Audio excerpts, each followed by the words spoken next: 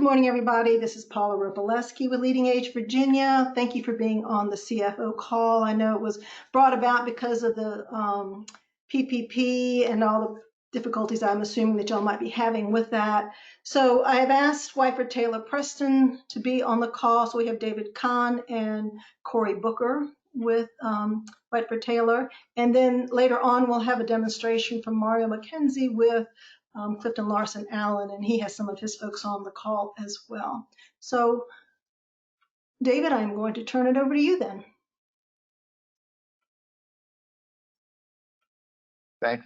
Thank you, Paula. And as Paula said, I'm David Kahn. I'm a partner with the law firm Wyford Taylor Preston. I am based in Baltimore, calling, of course, from my home in an outlying Baltimore neighborhood. And I'm joined today by my colleague, Corey Booker, from our Richmond office. So, Corey, you want to introduce yourself?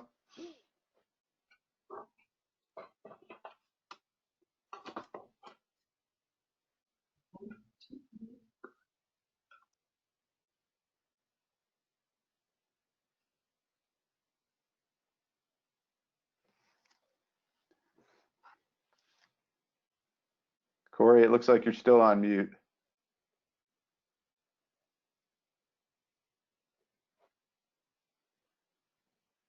Let's try again. I'm Corey Booker. I'm a partner in our Richmond office. We opened that office 2 years ago in July 2018. And we have a full service office here in Richmond.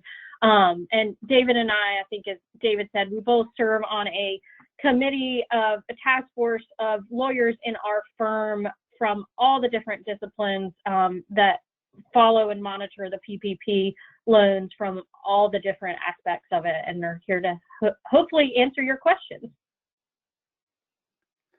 Thank you, Corey. And yes, we're focused on talking about the PPP, but the scope of this can be broader than that. For example, I'm familiar from our work with continuing care retirement communities with the Fema Public Assistance Program. So I was going to talk a little bit about that as well. And our main focus here is, of course, answering your questions. But as you'll see on the screen, we have a 6 steps to PPP loan forgiveness cheat sheet, as we called it, that talks at a fairly broad level about how to go about putting together your forgiveness application and what's allowable, what is not. So we were going to go through that unless somebody has a preliminary question that they want to start out with.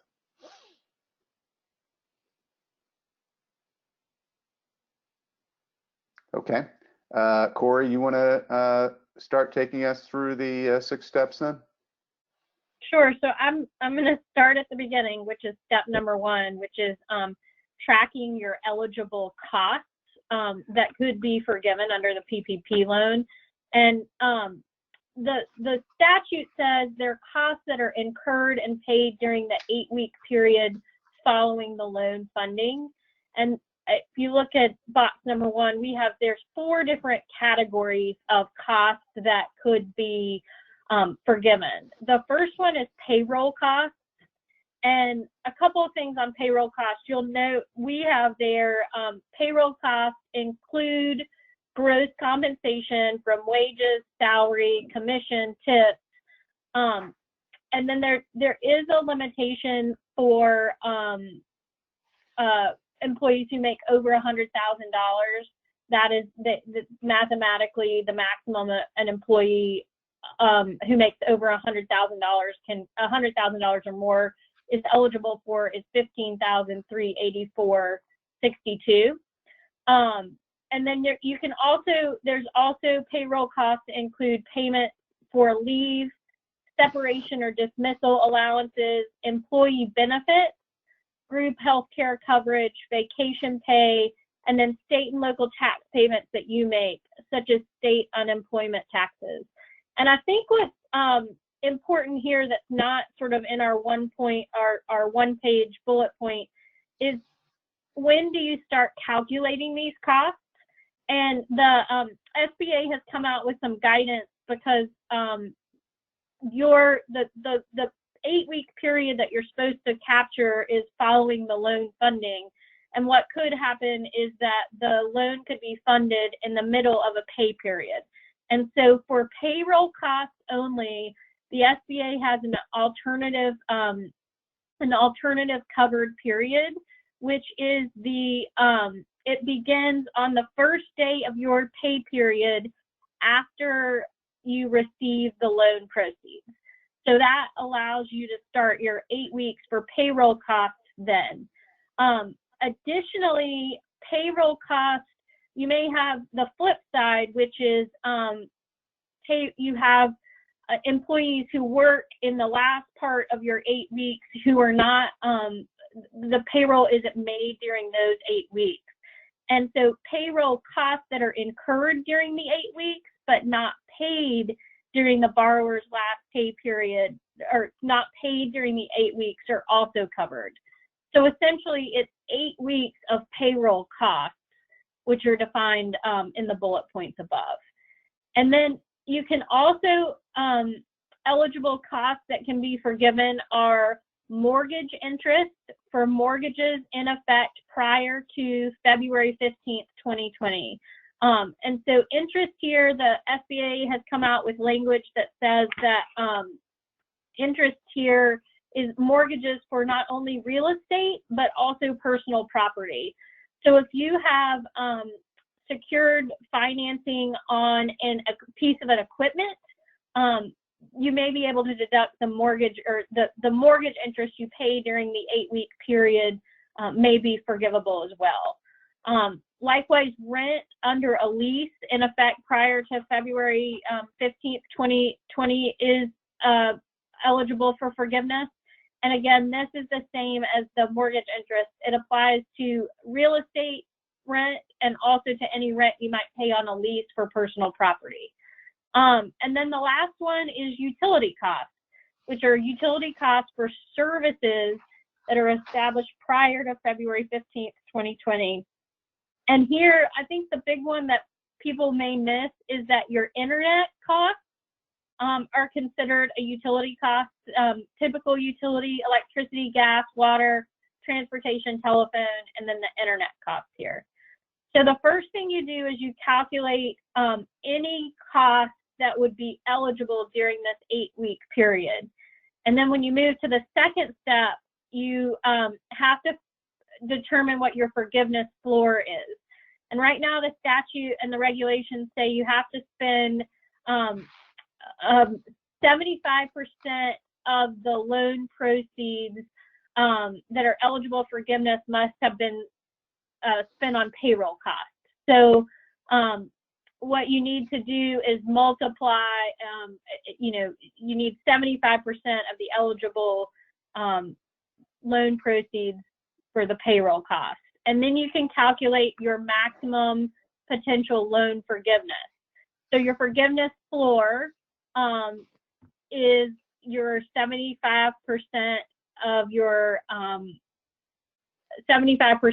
Forgiveness floor would be 75% of the expenditures eligible forgiveness for payroll costs. And then your maximum potential forgiveness is if you've used the remaining 25% for the mortgage interest, the rent, or the utility costs. So that gives you the amount that you're eligible to seek forgiveness on. And then David's going to talk probably about the part that's most interesting to all of you, which is the full-time equivalent, the FTE questions you may have, how that forgiveness could be reduced. Okay, Corey, we do have a question. Are company paid benefits such as long-term disability, life, accidental death and disability, workers' comp included in all of this? David, what do you? Things I have read not clear. No, the benefits that are paid to the workers or on behalf of the workers, for example, for retirement contributions, would be considered qualified payroll costs.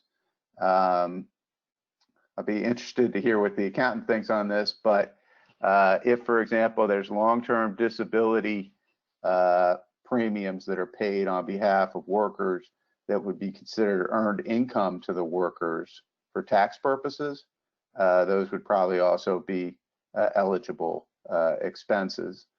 The interesting thing is the $100,000 per year cap only applies to cash compensation and not employee benefits if the workers at issue are W-2 workers. So that's what I have on that one. You mentioned workers' comp. I don't think payments for workers' comp insurance would be a covered cost. I haven't heard about that being included. How about for any self-funded health insurance plans? Yes. There. That's specifically mentioned as an employee benefit that is qualified payroll cost. And that's allowable for forgiveness. Correct. That's an employer benefit, the employer side payment, obviously. Okay.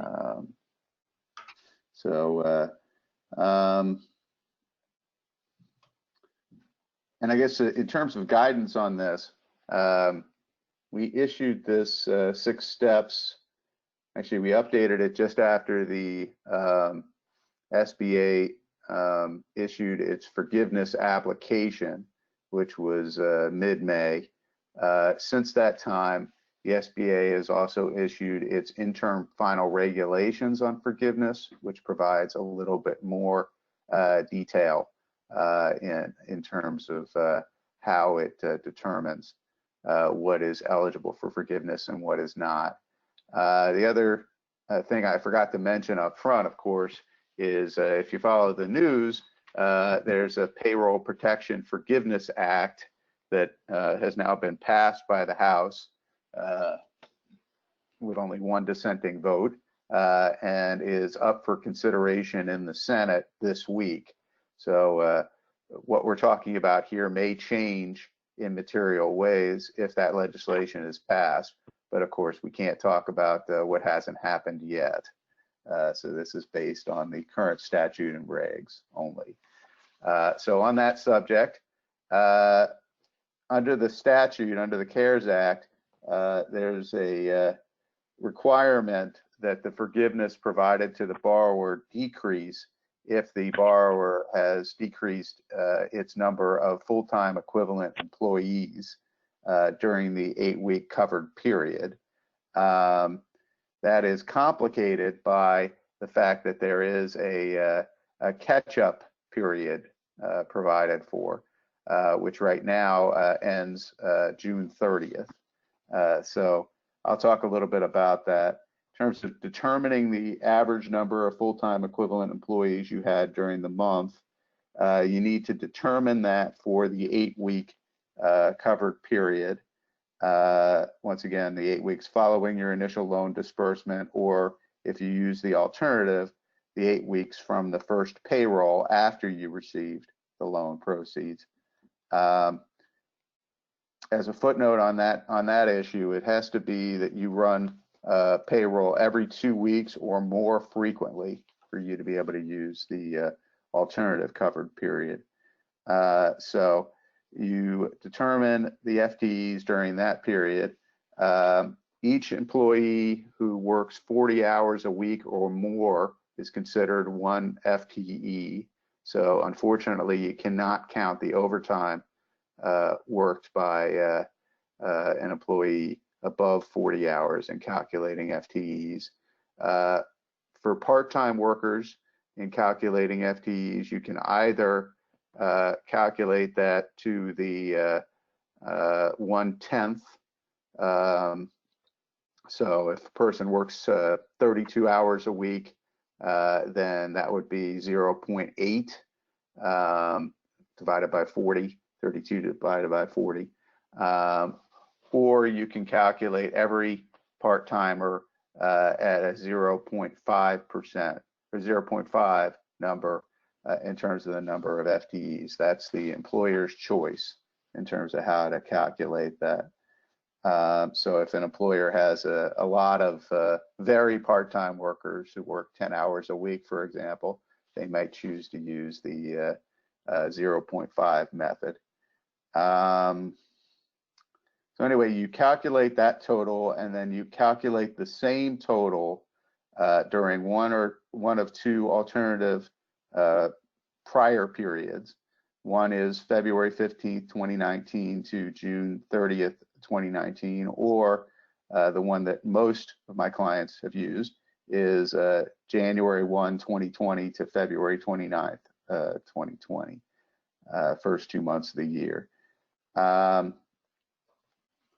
One interesting allowance that has been made through regulation is in calculating your FTEs during the covered period, you can add back in as retained employees any worker that you didn't replace who voluntarily resigned, voluntarily requested and received a reduction in hours, for example, because they had COVID-19, they're caring with somebody for COVID-19, or they had child care issues, couldn't work the same.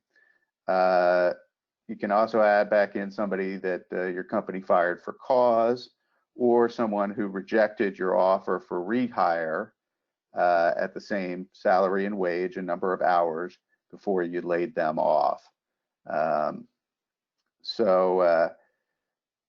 Those are exceptions that may help an employer not have a decrease in the number of FTEs during the covered period as compared to pre-pandemic. So if you divide A, which is your number of employees during the 8-week period, by either B1 or B2 as you choose, and you get a number that's greater than or equal to 1, then you successfully maintained your head count, and this becomes irrelevant. If you get a number less than 1, then you did not maintain your head count, and your forgivable expenses may be reduced proportionally.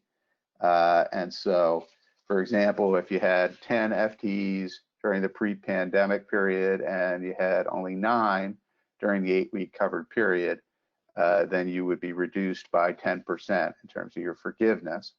Now,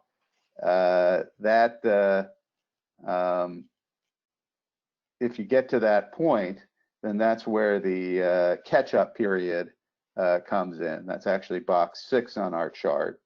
And you have until June the 30th to rehire workers to get back up to the same number of FTEs as you had pre-pandemic. And as long as those folks are back in your workforce by the end of this month. So worth remembering as you go through this month. The other decrease in forgiveness would be based on decreasing the salary or rate of pay for individual workers. And so you have to maintain each worker's salary or rate of pay at least 75% of what it was pre-pandemic. And that's assessed individually for every employee that didn't receive more than $100,000 in annualized pay during 2019. And if the individual's pay during the 8-week covered period is less than 75% of the pay they received during the most recent quarter in which they were employed, then the eligible amount for forgiveness will be reduced by the difference between their current pay and 75% of their original pay. So once again, in the interim final regulation, they provide an example of this that's pretty easy to follow. But if somebody made $1,000 a week pre-pandemic, and then after the pandemic started and in the covered period, you reduce that person's salary to $700 a week, then you did that throughout the 8-week period, then basically the amount of the reduction that would have to be factored in is $50 a week times 8, so that's $400, and your reduction or your forgiveness would therefore be reduced by $400 in that example. Once again, you have a catch-up period, so between now and June 30th, you could increase that person's salary back to $1,000 a week, and then it would be irrelevant. Or actually, I guess you could, this part's not entirely clear to me, but I believe that you could increase it back up to $800 a week, so that it's not decreased by more than 25%. We can talk more about that aspect. But those are the reductions in forgiveness that are built in concerning payroll costs. Do we have any questions on forgiveness in the PPP? We do have some. So if the normal work week is 37.5 hours, can you use, do you have to, or can you use that instead of the 40 hours FTE? That wasn't covered in the regulation, but it's apples to apples. So if that was your normal full-time work week prior to the pandemic, then I guess what would make sense is to count everyone who worked 37.5 hours or more as you'd have to do the math, 37.5 divided by 40 during the prior period, and then same during the covered period. So remember, it's comparison. So if you take the if you make your prior period January 1 to February 29th, that's what you're comparing it to again. Okay, this is a similar question for any part-time FTE calculations. You'd have to be consistent in the calculation and using the actual or 50% in both the pre-PPP measurement period and the 8-week measurement. Correct. Okay. Mm-hmm. All right. And then if your company does periodic PTO buyouts, will the resultant payments of a PTO buyout during the covered period be allowable? Yes. Well, I think the answer is yes, if you do it periodically and you've done it in the ordinary course in the past. I think one of the big things that the folks reviewing applications will be looking for are inconsistencies where you're trying to boost the amount of forgivable payroll costs that are inconsistent with what you've done in the past. So if that's what you want to use, then the burden will be on the borrower to demonstrate that that is something that you've done in the ordinary course in the past. Okay. And how would sales commissions be considered with regard to reduction in salary per employee? That's a good question. Well, sales commissions are part of the payroll costs. So both prior to the pandemic and then after the pandemic. So I think based on the logic, if the person's been mainly paid on commission and you didn't use the PPP proceeds essentially to keep their pay at a same level, even if they have less sales, then that would be a reduction. Because the idea of the whole program has been to use the money that you're getting in the PPP loan, mainly to keep your workers in place.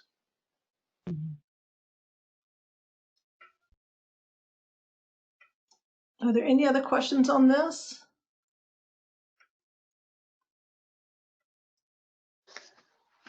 And if not, I did want to mention the FEMA program that I mentioned at the outset. This is the FEMA Public Assistance Program.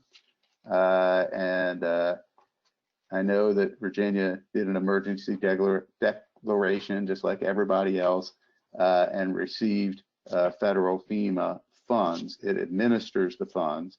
So, but senior care facilities that are tax exempt nonprofits can be eligible to receive funding for healthcare services through that program.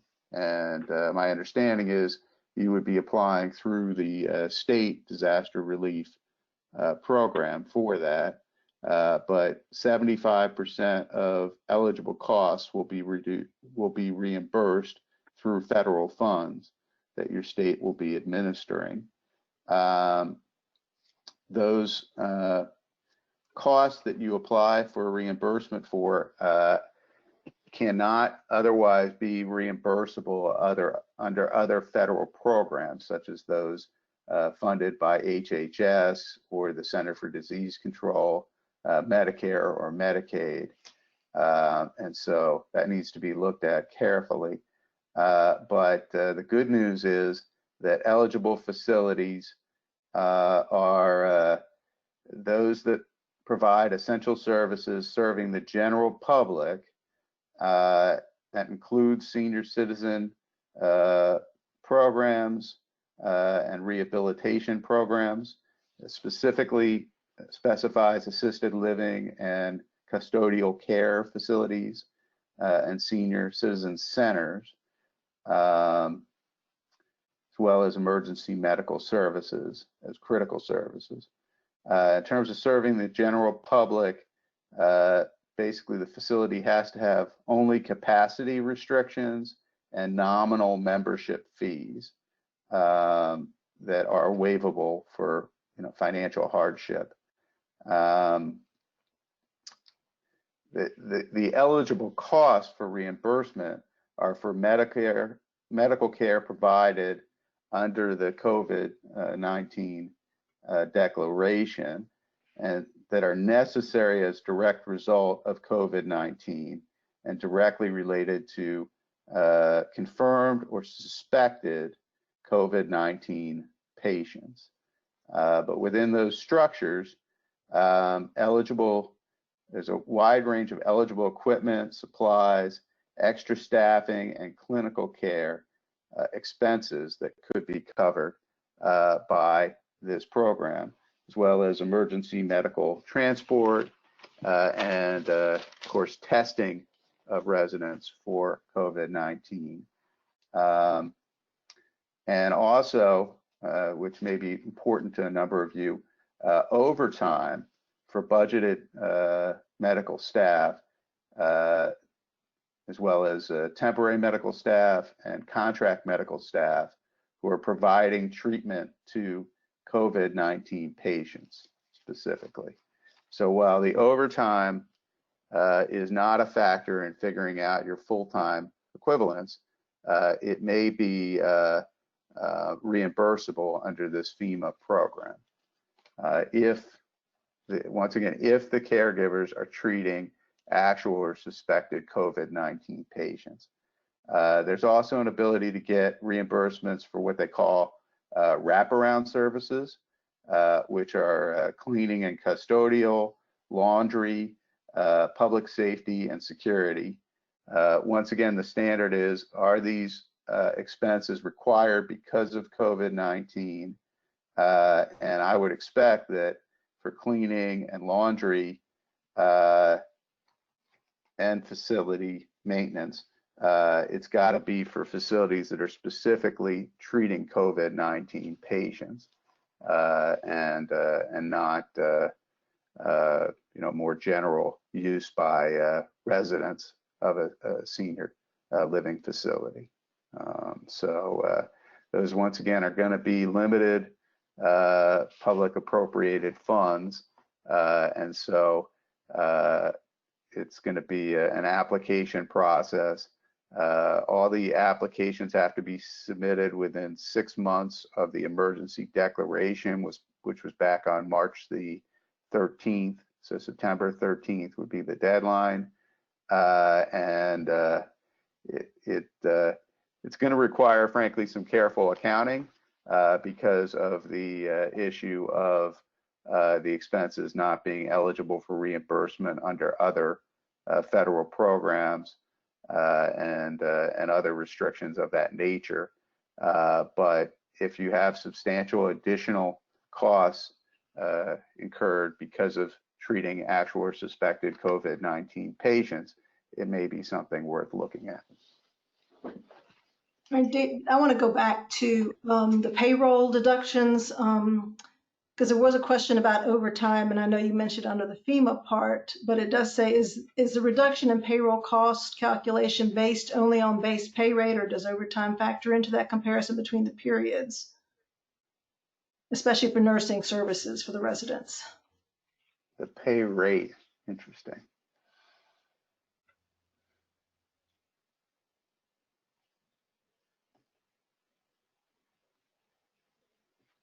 Yeah, I don't know the answer to that question. I think logically, since you're analyzing it based on each individual worker, I suppose if they're receiving a lot of overtime pay and essentially their pay rate has increased during the covered period, then that would be a factor.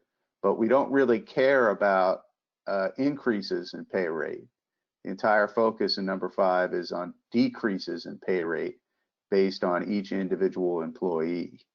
So you could have a number of employees that are effectively making more than they did pre-pandemic because of overtime.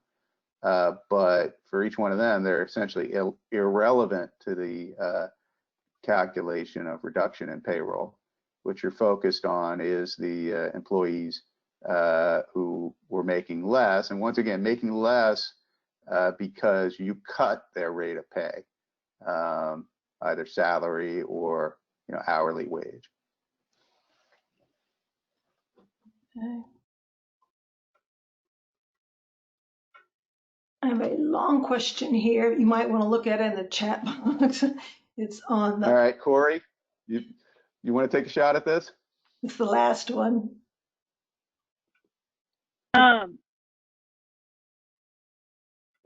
This is the one we were just talking about overtime? No, it's for the forgiveness application contains the following language about payroll costs incurred but not paid during the borrower's last pay period of the covered period. So if you had a payroll run on day 1 of your covered period, could you include those costs as well as costs for your last payroll incurred but not paid under the covered period if those are paid on your next regular payroll date, or would that be considered double dipping on both ends of the covered period?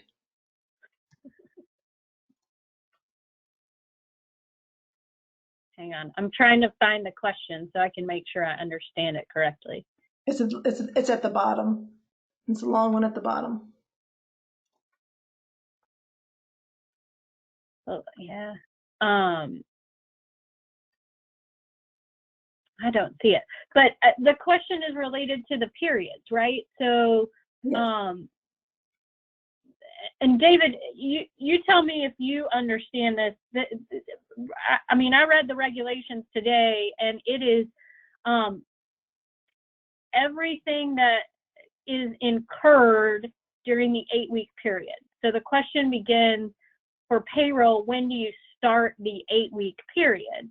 And because you could receive the loan in the middle of a pay period, you could essentially push your 8 weeks out.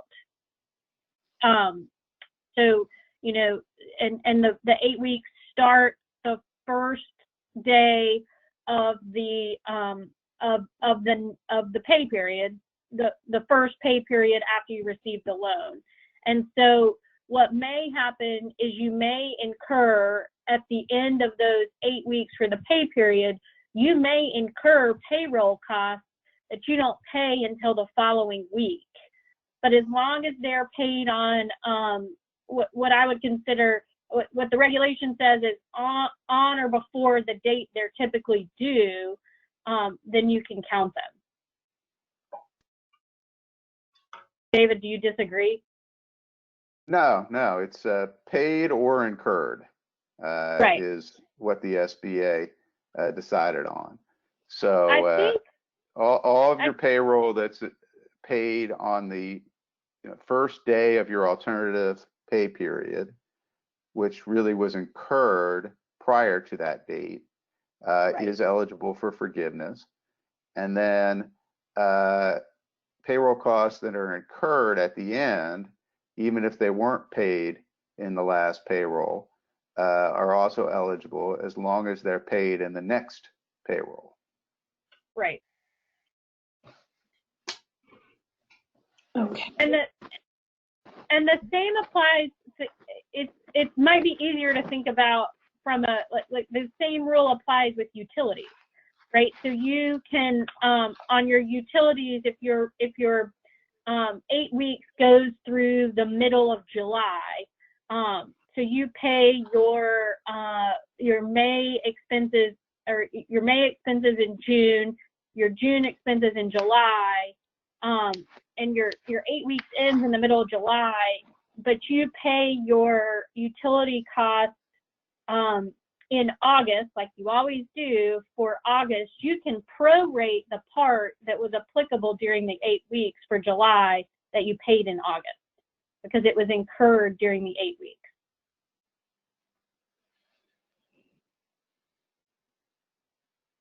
Okay, we had a couple questions also on overtime for the FTE equivalence calculation. If we use overtime of the hours in FTE, will they be penalized in using only regular hours?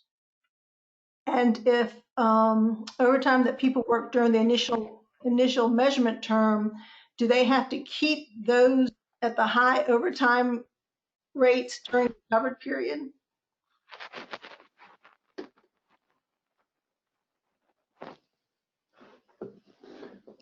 Well, I guess for the FTE calculation part, I think one thing that the regulations did was change things a little bit. If you did an FTE calculation before submitting the application, for my clients, generally what they did was just take all the hours represented by their pay and then divided it by 40 to figure out the number of FTEs. And my understanding under the regs is that's not permissible now.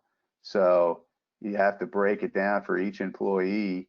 And if the employee worked more than 40 hours, or I guess it would typically be 80 hours during the pay period, then you need to cut them back to 80 hours for that pay period. So it is a more complicated calculation, both for the covered period as well as the pre-pandemic period that you used.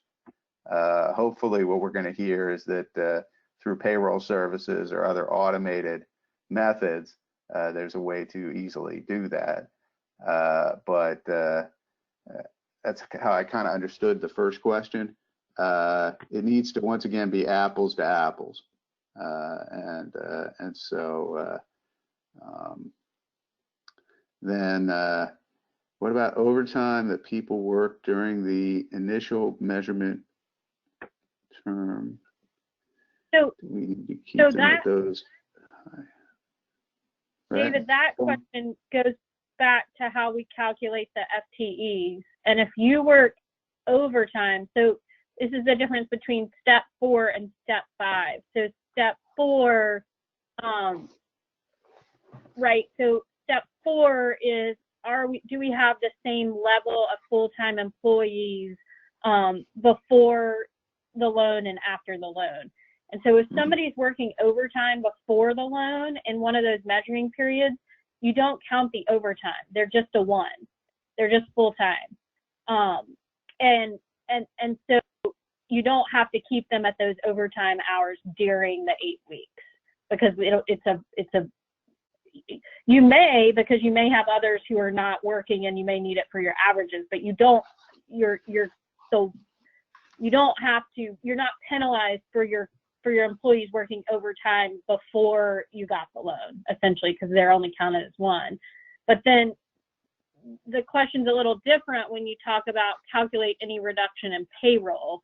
And that's, David, you may have some more argument on this about whether the payroll reduction is just base salary, or if the employee was making overtime in that quarter before, do you have to calculate that for the payroll reduction? My opinion is it's based on the pay rate. So the easy one is salaried employees, like the example that I used. But for hourly employees, the question would be, what is their hourly rate of pay, not their overtime rate. So if their hourly rate for normal time is $20 an hour, then for overtime, they should be making $30 an hour, time and a half. If you reduced the normal hourly, then that would also reduce their overtime rate, but it should correspond. So you're really looking at the regular hourly rate primarily. Right. If you're kept their regular hourly rate at 20, but you're trying to pay them $25 an hour for overtime, first of all, you may have a Fair Labor Standards Act issue there. But second of all, for this purpose, I guess the net effect would be a reduction in their overall hourly rate because of the FMLA issue. Their hourly rate would probably be considered the $25, 2/3 of that would be considered their regular hourly rate. So whatever that works out to, $16 and change would have ended up being their regular hourly rate. Right. Rachel, does that answer your question?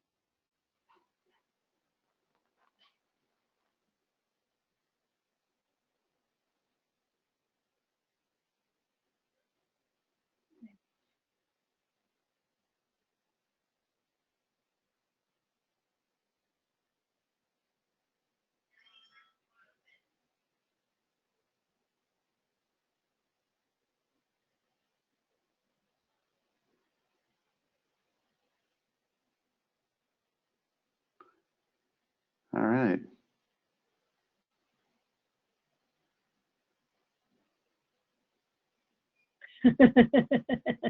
Paula, I guess here at Crickets, I guess we can turn it on to the next part of this. Oh, I'm sorry. Yep. Okay. So here we go. If community has to pay a chaplain's retirement directly to their ministerial retirement fund, the question is there an eligible payroll cost? Is that eligible for payroll costs, and what portion of it? And then if the proceeds were received May 12th, can we report all of May's chaplain retirement contribution for May, or do you need to calculate a pro rata share of the payroll period for May? Do you have any idea?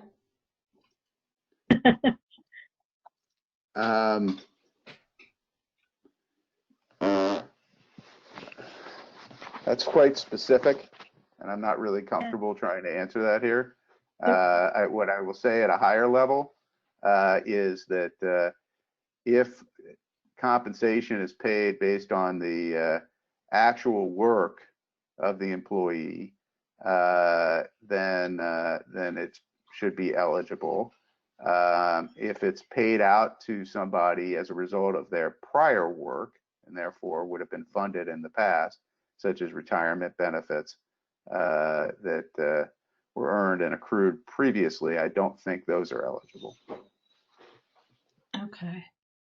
All right, we do have other questions. You know what I think I'm going to do is get y'all to answer them maybe later on after the call. If you can directly, I'll get you what the questions are and who they might be applicable to. I did want to turn this over right now to Ellen Llewellyn, and she's going to introduce our next speaker. So Ellen, you're going to have to unmute yourself. All right, thanks, Paula. Can you hear me? Yes, we can. All right. So Brenna Woods has been a client of Clifton Larson Allen for about 20 years, I'm guessing. So when we received the 2 tranches of the Provider Relief Fund and also a PPP loan, we reached out to them for advice on how to track the expenses related to COVID. Seems like the rules were changing every day, so we were trying to figure out which way to go. So we talked to them about April 23rd, and then right around May 6th, we got a demo of their new economic relief tracking tool. And it's really helped us put into perspective what the rules and regulations are going to be required for these funds. So I think they're going to show that tool to you today. Thank you, Ellen, for the wonderful testimonial for this call. But so this has been sort of interesting hearing this, because I think what we've seen, and I don't know, am I on presenter rights yet? Or Yes, you are. all right, so give me just a second.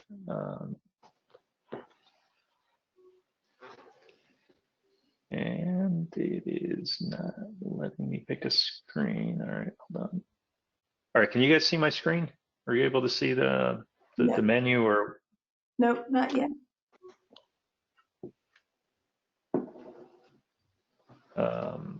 yeah, it doesn't look like it's giving me presenter rights yet. I'll try it again. Let's see here.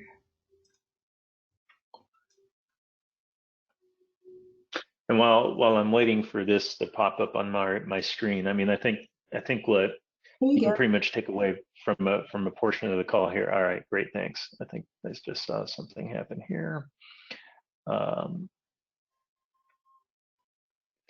So as you guys probably aware, a good amount of complexity here, and so one of the things that we did was sort of, we know that you guys are absolutely swamped trying to deal with actual frontline issues, and this was an area that to us appeared like ripe for each of you sitting in an office trying to really spin a lot of wheels to try to sort of accumulate information.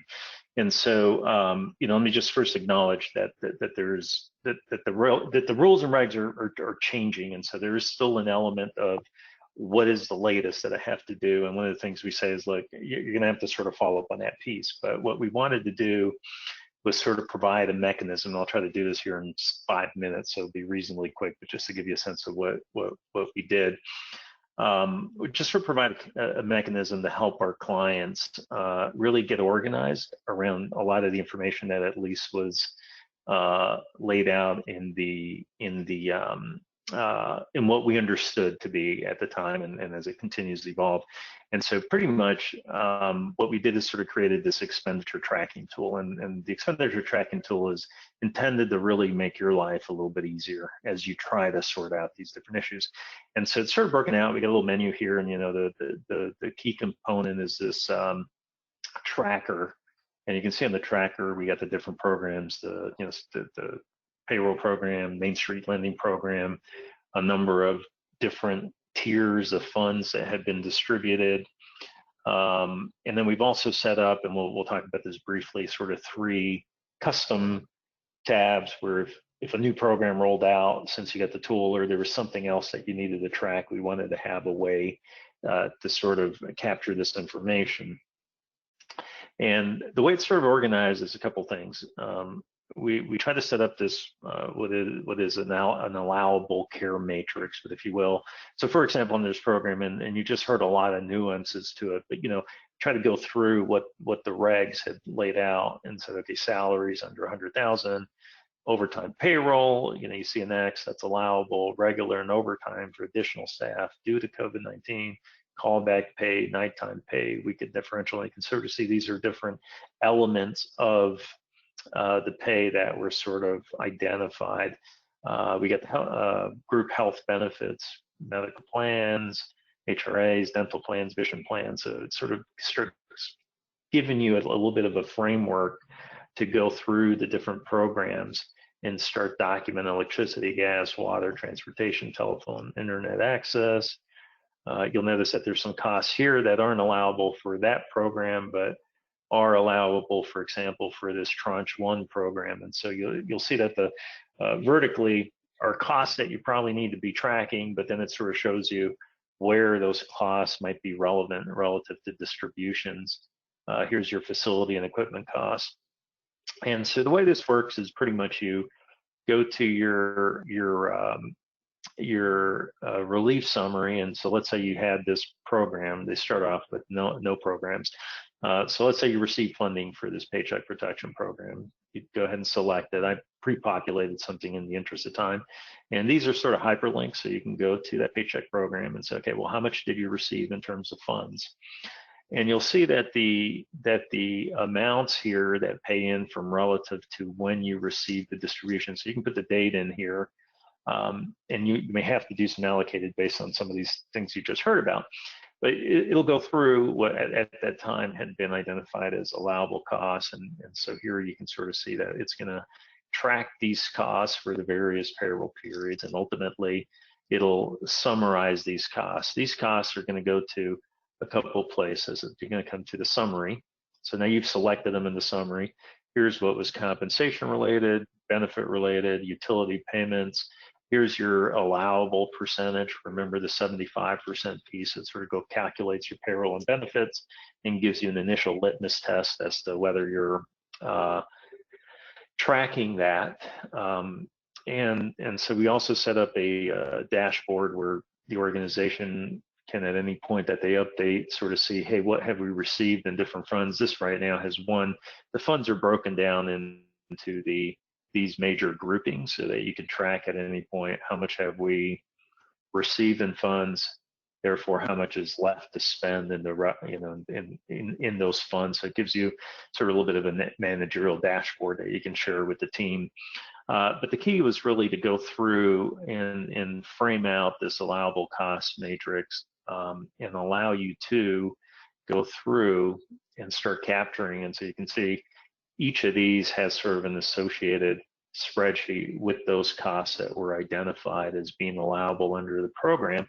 And so it gives you, and every once in a while you'll see some pop outs, because maybe at the time the regs were unclear as to what might have been included or not. But what I would say is think of you as a team working with attorneys or other counsel or people that are going to help you have to sort out and comply to the rules of what you've just handled. This is sort of a way to help you get organized around a lot of the stuff that you're spending so that you have it all in one place. It's a little easier for reporting. And it's sort of, like I said, you don't have to sit there and try to recreate this. There's two tabs. I got Adam Kalarovich here on the call. Sorry for the short introduction. I'm a partner at CLA. Been working with many of you for many years, and Adam is one of our signing directors here at the firm as well. There is a couple of things I wanted to highlight, Adam, here right before I let you spend it. But there's this three, we sort of set up 3 tabs where you can insert a different program that's not even here, and it's got the ability to enter whatever data was on that major matrix. So the other ones prevent you, like if it's allowable, you can enter something, but if it's not allowable, you'll see you don't have the ability to enter some of the information.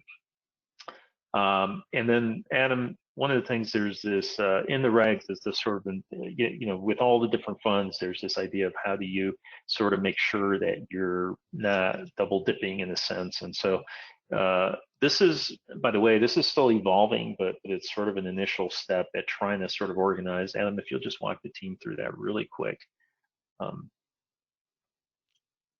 You have to, Adam, you have to unmute yourself on the little present. All right. Yeah, got it. Can you guys hear me now? All right, cool. Yep. All right, great. Yep. So appreciate the time today. So the tab that Mario's on, there's 2 different pieces that you'd utilize this tab for on the left.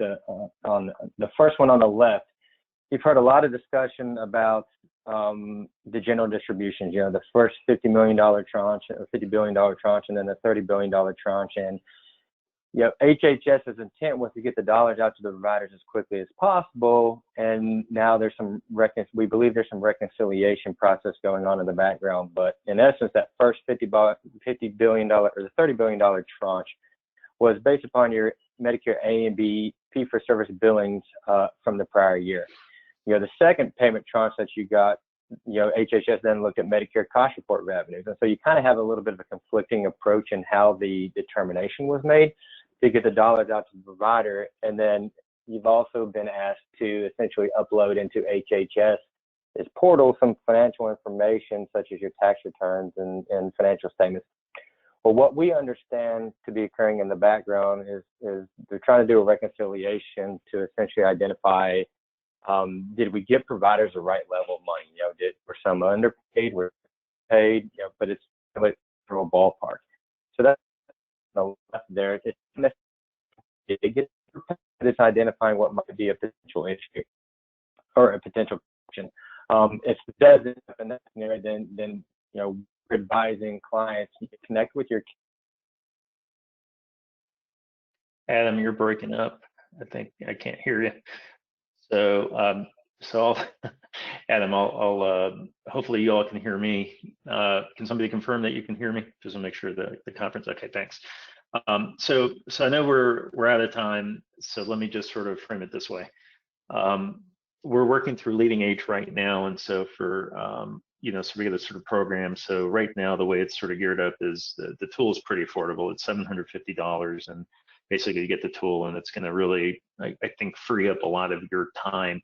The tool will not guarantee compliance with your rules. It's just going to get you 90% of the way there in terms of getting organized so that you can go through those final steps, final reg checks. We're hoping that we update it as we go along if there's any major changes. But right now, given the importance of your organization around information, and I know Alan probably has found it pretty helpful. There's I think every organization through Leading Age should have received an email last Friday or maybe Monday saying, hey, this program's been rolled out with a landing page if you wanted to acquire it. We've sent that information to Leading Age as well. And so I know we're 1 minute past the intended time, and it is the witching hour since I can see one face here. Juanita, I know you look very hungry right now, but it is lunchtime. So this was not intended to go through all the details. We have advisors that can help. The way it's set up, it's $750 for the tool, but we're also providing on an hourly basis if you need additional help with the particular programs that you got. Sort of hourly, we're also sort of encouraging, like you just heard the gentleman earlier. Some of the stuff has legal ramifications. You've heard about if you received over X amount and how they're going to be auditing, and there's sort of a lot of fluidity around what is the responsibility of the organization in their role of reporting and compliance. And so I would encourage everybody, just as an editorial, is that at some point, this is probably not a bad area if you have gray areas or questions to sort of get with your counsel and just make sure that you've had a healthy sort of compliance type conversation around this. But again, our hope is that by using this, you can really save a ton of your personal time and the things that you're going to have to develop. Just one last thing, this tool, we set up 12 blank spreadsheets here so that if you wanted to download GLs or payrolls and do coding and link it up directly, we had it set up where you have additional spreadsheets as opposed to having a whole bunch of different workbooks open. So just trying to sort of make it or sort of facilitate your efforts. And so Paula, I guess I'll leave it at that, and since our time is up, but I want to thank you all for allowing us to join you today. And yeah, thanks, Mario and Adam too. I just had a question. I know I'm not sure when the first one came out that you started. Is there updates to it, to take care of the changing? We believe. Here's the thing. We believe that our initial goal was to get you organized around information. And I think what I'm starting to see is that there's nuances, and we knew that there would be nuances to come out. But I think, you know, our original race to market was really truly to say, like I said, what's going to get you 90% of the day? And I think the vast majority of this information you're going to find useful or needed for what ultimately the final regs. My hope, because this is sort of like chasing a you know, Alice in Wonderland hole, is that these things are going to keep changing, and so there's going to have to be a need to have some level of adaptability. But my hope is that as major changes are announced, that we as a firm will say, hey, you know, this was major enough where it makes sense to add a tab to this because something changed so profoundly. But I don't want to make the absolute commitment that that will be forthcoming, because we felt these programs are rolling, your payrolls are happening, and that there was a need to start making sure that you could really have this list, go through your GLs, code them differently, and, you know, almost sort of automate a little bit with the capture process that you may need around information, so that it becomes a little easier for you. You know, and our main effort was try to leverage your time so that your time can be spent on what I imagine may feel like significantly more pressing items as organizations right now, you know, given COVID-19. But that's a great question, and that's about as best of a commitment I can say, is that is our hope, but I can't. You know, this is going to go on for a year, so I don't want to set the wrong expectation that, hey, you're going to get 20 updates over the next period of time. It's a good question. Thanks. Okay, that's good. Well, I thank you, Maria and Adam, for your help with this and showing us the demonstration of it. I know it is on the Leading Age website, National's website, information about it as well. It'll probably be in our update. And thanks to Corey and David from Whiteford Taylor Preston with the information. As I said, I will send them the questions that were not answered, and see if they can respond to them, and we can get that information back out to you later on. And I also wanted to say that if anybody wants some more calls in this regard on other topics that you may feel, you know, applicable, that you want to speak with one another about, we'll be more than happy to facilitate that as well. So thank you all for being on this call.